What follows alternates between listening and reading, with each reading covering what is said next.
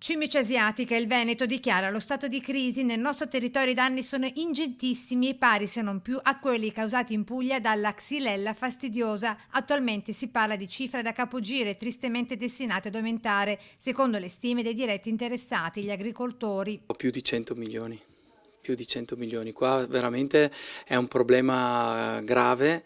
È un problema grave perché non si hanno le risorse, siamo in un tavolo verde proprio con la regione, ma non abbiamo le risorse per poter far fronte a tutti questi danni. In ginocchio al momento più di 100 varietà di piante con la frutticoltura in testa, ma la finestra potrebbe allargarsi. La cimice asiatica infatti ha gusti molto variegati, purtroppo pure di qualità, con danni stellari. Oggi 15.000 sono gli ettari nel Padovano frutticoli che sono nati praticamente a una riduzione di quasi l'80% della produzione, quindi le nostre aziende oggi sono in grossissime difficoltà economiche per la chiusura appunto dell'attività agricola. Oggi il punto sui danni causati al tavolo verde convocato dalla Regione, che ha stanziato 1 milione di euro per le emergenze. Non bastano, dicono i produttori, che prima di estirpare le piante ormai tristemente compromesse chiedono l'introduzione immediata dell'antagonista, la cimice, la vespa samurai, ma si dovrà attendere anni per la fine della sperimentazione. Il nord-est con Piemonte, Emilia-Romagna, Liguria e Lombardia compatte insieme per chiedere aiuto al governo e all'Europa.